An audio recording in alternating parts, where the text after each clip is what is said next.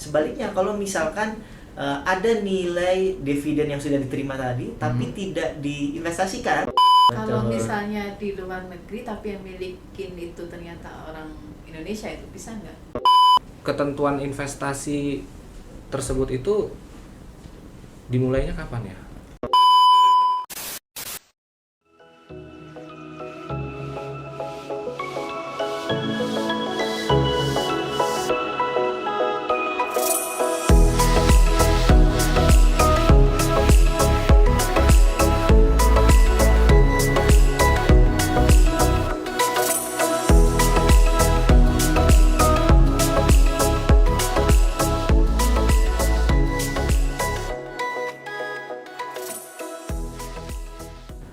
Assalamualaikum warahmatullahi wabarakatuh.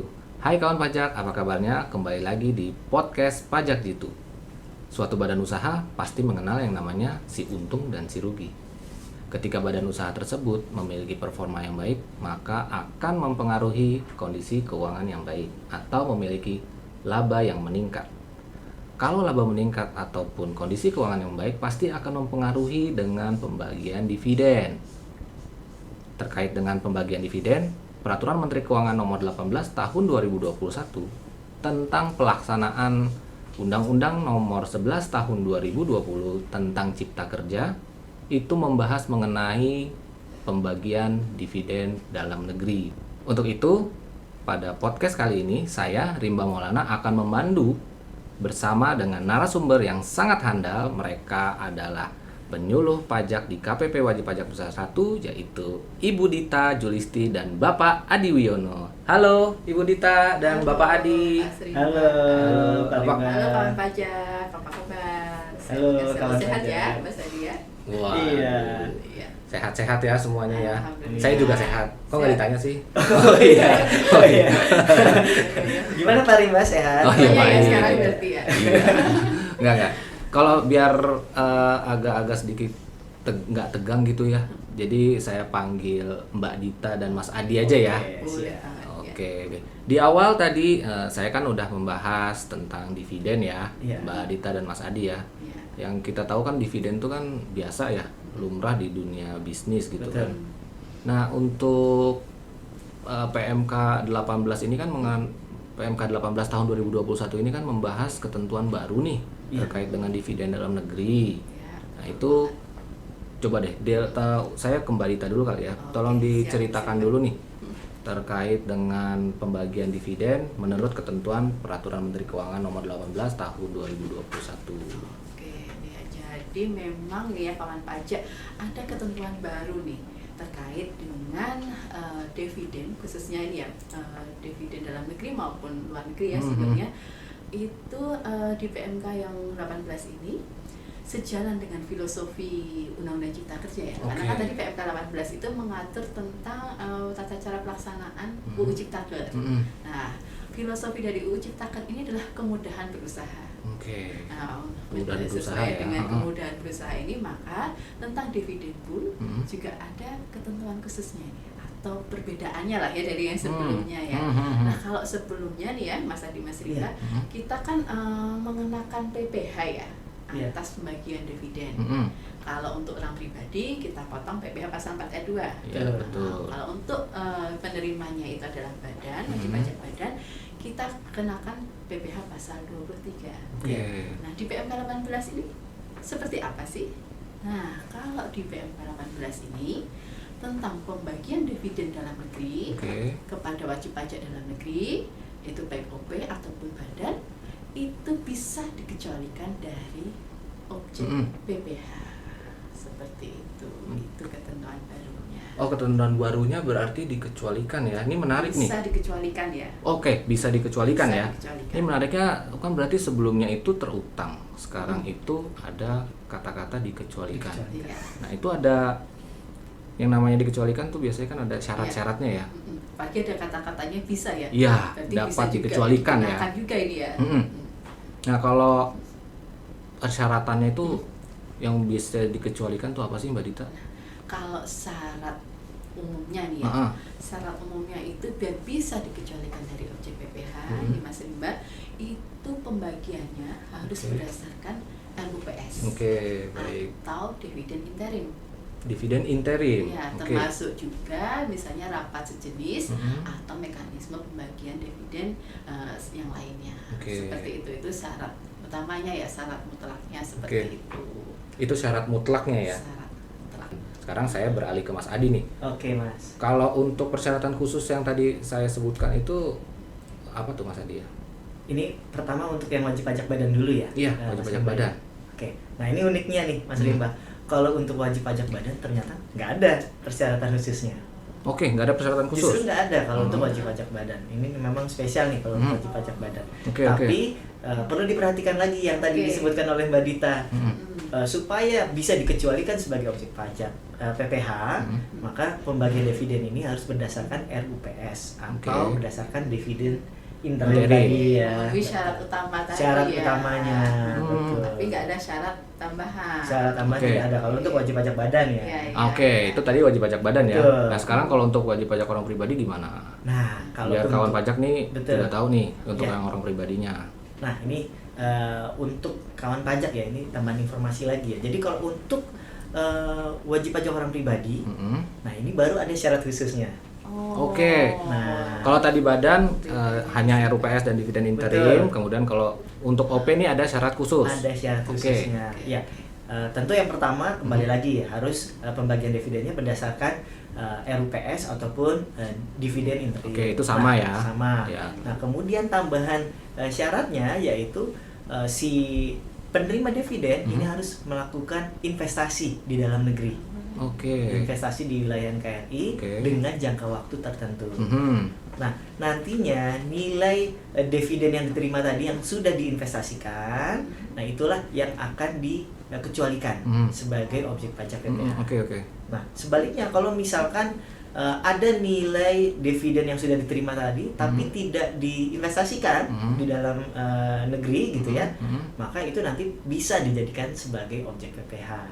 Bisa dijadikan sebagai objek Betul, jadi PPh. terutang lagi tuh Oh, Mas jadi- Rimba kalau tidak Oke. diinvestasikan. Menarik nih, dividen. menarik. Tadi soalnya kan dividen itu tidak terutang atau dikecualikan ya, dikecualikan. dikecualikan. Tapi ada klausul lagi atau kata-kata terutang PPh Iya, dengan catatan tadi adalah tidak diinvestasikan. Gini deh, biar nggak bingung, coba contohnya tuh kayak apa sih? Saya Oke. coba ke Mbak Dita ya. Oke, Untuk siap. contohnya tuh kayak gimana Mbak Dita? Saya mungkin akan coba menjelaskan dengan contoh nilai ya. Oh ya, Contohnya pakai nilai, oke. ya. Tapi sekali lagi ya kawan pajak, ingat ini ketentuan investasi ini untuk wajib pajak orang pribadi, Iya. ya, bukan badan. Oke. Jadi untuk penerima dividen wajib pajak orang pribadi, memang dividen tersebut bisa dikecualikan dari objek PPh asal dilakukan investasi. Dilakukan investasi. Nah, contoh investasinya misalnya seperti ini ya. Taruhlah kita dapat dividen 500 nih. Mhm. Kita dapat dividen 500. Terus Oke, dividen kemudian 500. yang 500 ini kita semuanya nggak akan investasiin lah ya. Mhm. Kita terserah lah mungkin dengan penerimanya mau diapain. Mhm. Nah, ketika kita tidak melakukan investasi atas seluruh nilai dividen tadi ya 500-nya, berarti 500 itu termasuk objek PPh.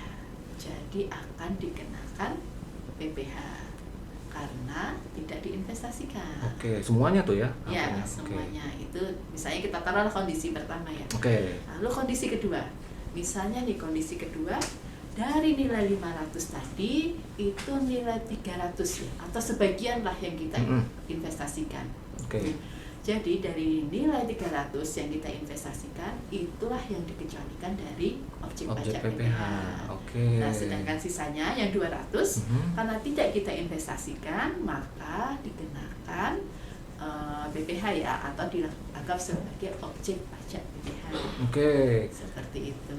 Oke, jadi kalau masih ada kemungkinan itu dikenakan PPh kalau tidak diinvestasikan. Ya. Dengan contoh konkret tadi yang sudah dijelaskan Ya. oleh Mbak Dita ya, kawan Ya. pajak. Nah, tambahan mungkin nih Mas Rimba. Apa tuh? Kalau kondisi yang ketiga nih, Mhm. misalnya kan tadi yang tidak diinvestasikan seluruhnya sudah Mhm. ada. Mhm. Terus kemudian yang kedua diinvestasikan sebagian. Ya, heeh. Nah, ini kalau diinvestasikan seluruhnya bagaimana? Oke. Nah, kalau diinvestasikan seluruhnya nih ya kawan pajak, maka nilai tadi kan kita contoh 500 ya. Mhm, Nah, contoh nilai 500. 500 itu misalnya kita investasikan seluruhnya, di wilayah NKRI ya, tentu saja ya dalam jangka waktu tertentu itu tidak dianggap sebagai objek PPh atau dikecualikan sebagai objek PPh.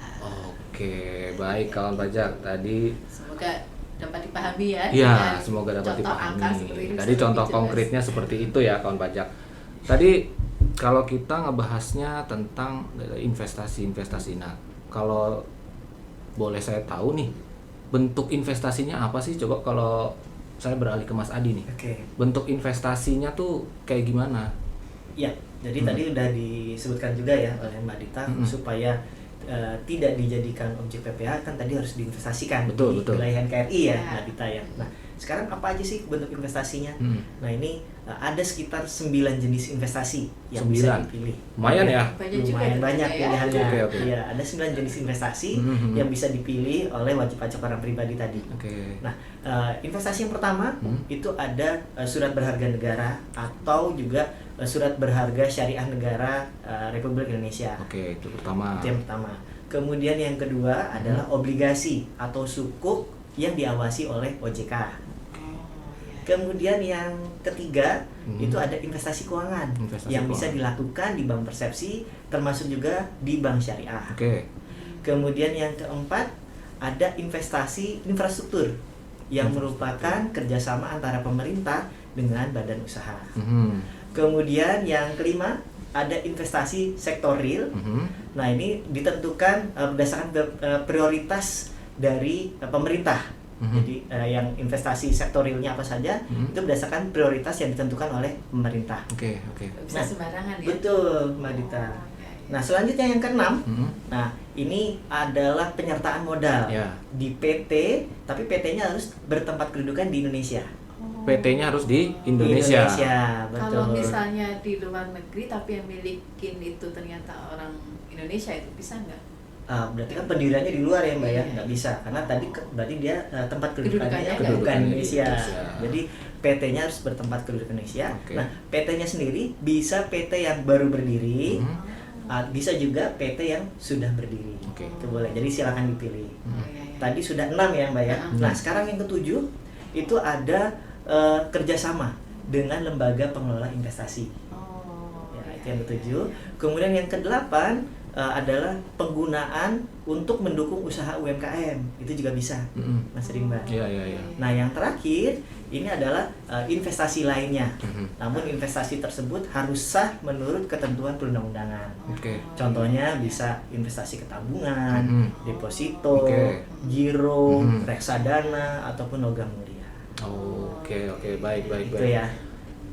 Karena tadi kan tujuan dari ciptakan kemudahan berusaha ya, maka harus diputar lagi lah, diinvestasikan lagi ke bentuk-bentuk tadi. Iya. Tapi saya yakin sih memang walaupun banyak ya 9 yang pasti pemerintah sudah memikirkan itu ya untuk 9 itu kenapa harus bentuk investasinya seperti itu ya. Harus dipilih yang itu. Harus dipilih yang itu.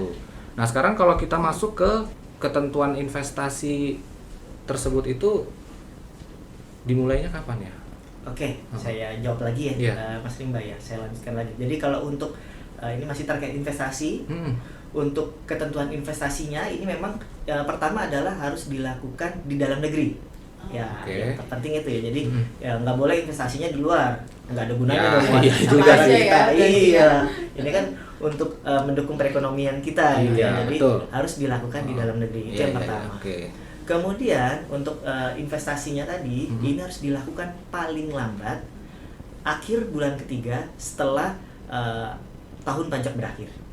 Nah, tahun pajak yang dimaksud itu adalah tahun pajak di mana dividen dalam negerinya tadi diterima atau diperoleh, atau sekitar akhir Maret lah ya. Sekitar akhir Maret ya. Karena ini kan orang pribadi menyesuaikan juga dengan batas akhir SPT tahunan. Batas akhir laporan. Ini sama nih. Batas waktu atau batas akhir investasinya. Kemudian untuk investasinya ini juga ditentukan jangka waktunya. Jadi harus dilakukan paling singkat 3 tahun. Paling singkat 3 tahun ya. Sejak tahun pajak diterimanya dividen. Seperti itu, Mas Rimba.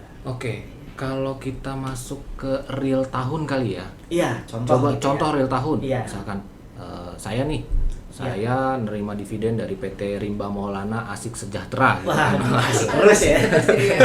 Asik sekali sih. Iya. Asik nih misalnya ya. Saya nerima dividen, katakanlah tadi angkanya sama 500. 500. Ya, nah terus mulainya kapan? Terimanya kapan? Terimanya katakanlah Desember tahun 2022.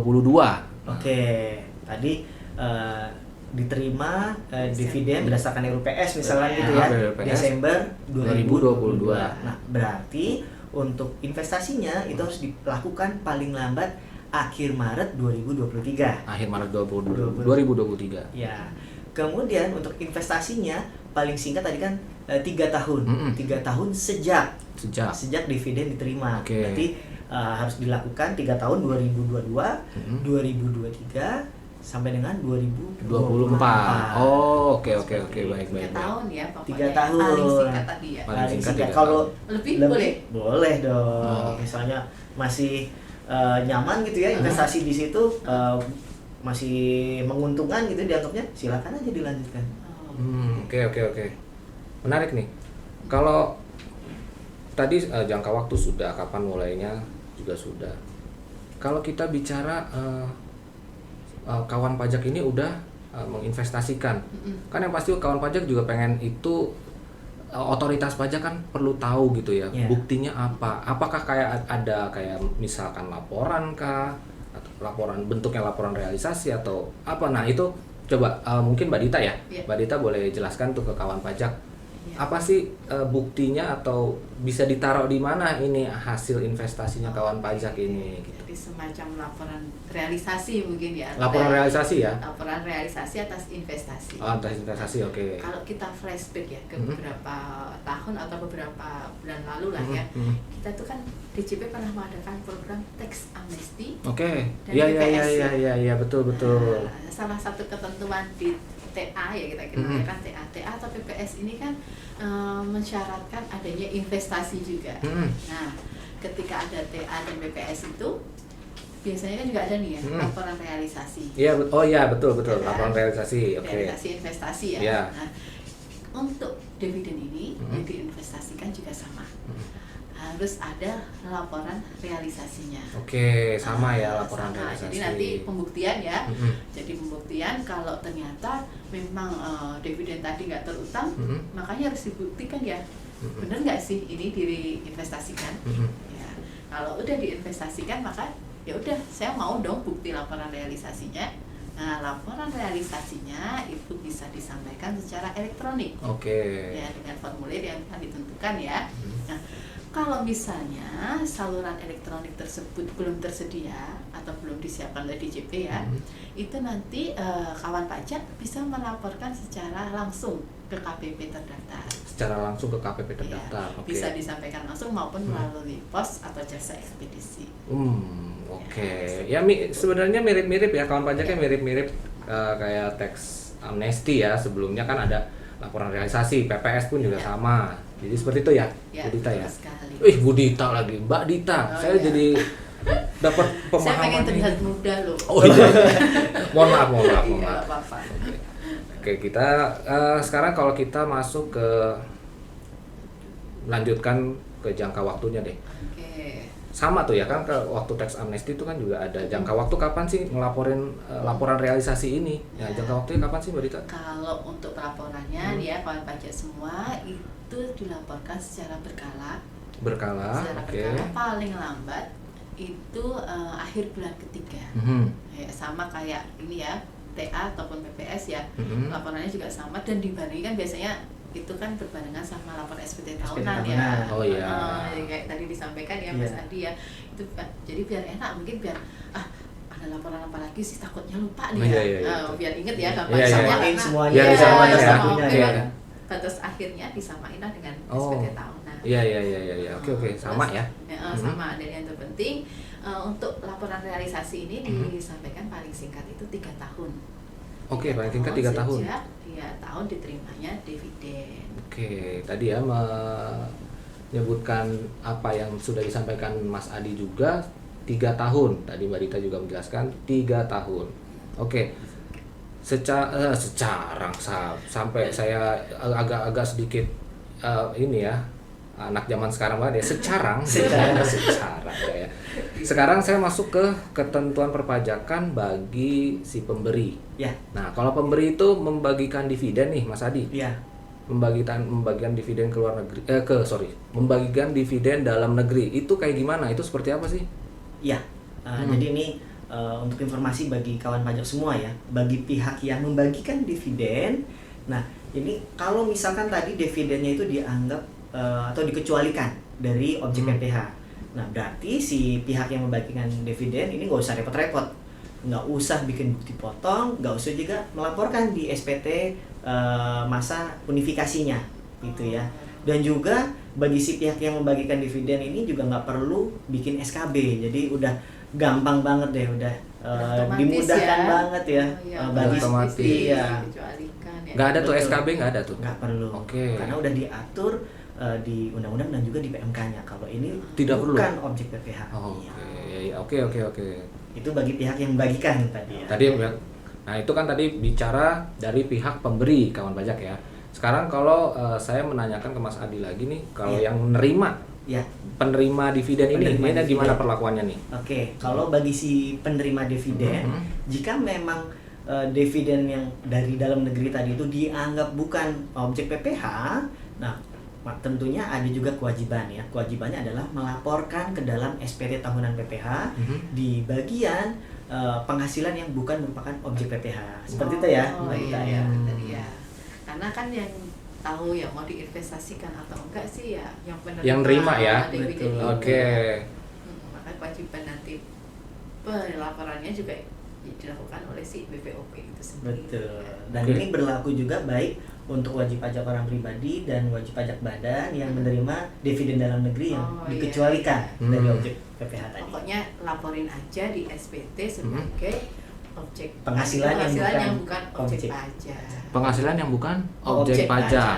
Itu di laporan SPT tahunannya. SPT tahunan. Di situ aja lapornya. Nah, kalau yang ini ya, yang dikecualikan ya. Dikecualikan. Yang dikecualikan yang tadi nominalnya contohnya udah ada ya. Iya. Kan gitu ya. Oke, kalau sekarang nih untuk dividen dalam negeri yang dikenakan PPh tuh kayak gimana sih perlakuannya? Tadi kan udah sedikit dibahas tuh Mbak Dita ya. Tadi cara ngelapornya ataupun nominalnya berapa, itu boleh dijelaskan lagi nggak Mbak Dita? Oke, jadi kalau untuk PPh yang dividennya itu sebagai objek pajak ya? Ya, yang sebagai objek pajak. Berarti ini kembali lagi nih, siapa ini subjek pajaknya? Oke. Ya, subjek pajaknya otomatis wajib pajak orang pribadi dan tentu saja tidak menginvestasikan dividen yang dia terima. Ya, kembali lagi seperti ketentuan sebelum PMK 18. Maka dividen yang dia terima itu sebagai objek pajak PPh final pasal 4 ayat 2. Karena yang menerima orang pribadi seperti itu. Lalu bagaimana nanti terkait laporan atau mungkin pembayarannya? Pembayarannya gimana tuh Mbak? Nah, kalau untuk pembayarannya itu nanti wajib disetor tiap tanggal 15 bulan berikutnya. Maaf, karena sekali doang ya. Saya pikir mau enak banget ya terima dividen tiap bulan ya. Iya, setiap tanggal 15. Terima dividen. Aduh. Kaya raya. Oh, berarti kita mendapatkan PT Asik Iya, tadi sukses. Di pengelolaan Asik Sejahtera. Iya. Nanti saya bagikan satu-satu. Setiap bulan. Dari jualan bakso. Oke, jadi kita oke. kembali lagi ke laptop ya kawan pajak. Nah, untuk pembayarannya itu paling lambat tanggal 15 bulan berikutnya dari tanggal atau bulan diterimanya dividen dalam negeri tersebut. Oke. Nah, kalau udah bayar biasanya kan lapor. Ya. Oke, lapor. Nah, lapornya gimana? Nggak perlu lapor. Atas pembayaran tersebut nggak perlu dilaporkan karena tanggal validasi NTPN itu dianggap sebagai tanggal lapor ya. Ya. Oke. Kayak PP 25 ya, setoran angsuran massa, tanggal validasi NTPN juga dianggap sebagai tanggal lapor. Oke, baik. Kalau di SPT tahunannya itu nanti juga sama kayak yang tadi ya, yang untuk yang dikecualikan dari PPh ya. Ya, untuk yang dividen ini juga harus dilaporkan di SPT tahunan. Oke. Tapi sebagai objek pajak yang sudah dikenakan PPh final. Oh, jadi seperti itu ya kawan pajak ya. Untuk bagaimana perlakuan PPh-nya atas dividen dalam negeri. Jadi Mungkin saya bisa tarik kesimpulan ya, Mbak Dita dan Mas Adi ya. Silakan. Tadi saya udah sedikit mencatat, terus saya transfer ke kawan pajak. Ya. Ilmu Jadi, apa ini? Pakai apa? Pakai ilmu apa? ini sebagai ilmu jitu. Bukan silam merah ya. Baik, saya coba tarik kesimpulan ya dari Mbak Dita dan Mas Adi untuk menginformasikan kepada kawan pajak sekalian nih. Yang pertama kesimpulannya, penerimaan dividen dalam negeri dapat dikecualikan dari objek PPh sepanjang memenuhi persyaratan dibagikan berdasarkan RUPS dan dividen interim. Yang kedua, untuk wajib pajak orang pribadi terdapat persyaratan tambahan agar bisa dikecualikan sebagai objek, yaitu adalah diinvestasikan di wilayah NKRI dalam jangka waktu tertentu. Terus yang ketiga, dividen dalam negeri yang dikecualikan dari objek PPh tidak perlu dilakukan pemotongan oleh si pemberi dividen dan juga dilaporkan sendiri oleh si penerima dividen. Itu ya. Yang keempat, terakhir, untuk dividen dalam negeri yang terutang maka wajib disetor sendiri oleh wajib pajak orang pribadi. Tanggal validasi NTPN itu sudah dianggap sebagai tanggal pelaporan. Oke, baik, kayaknya itu sudah jelas sekali ya, Mbak Dita dan Mas Adi ya. Saya kira sih penjelasannya cukup komprehensif terkait dividen dalam negeri ini. Sekali lagi saya ucapkan terima kasih ke Mbak Dita dan Mas Adi telah memberikan informasi yang sangat-sangat baik kepada wajib pajak. Akhir kata, saya Rimba Maulana dan dua narasumber kita kali ini. Saya Dwiono. Saya Dita Julisti. Pamit undur diri. Sampai jumpa di episode podcast Pajak Ditu selanjutnya. Assalamualaikum warahmatullahi wabarakatuh. Pajak kuat, Indonesia maju. Dah.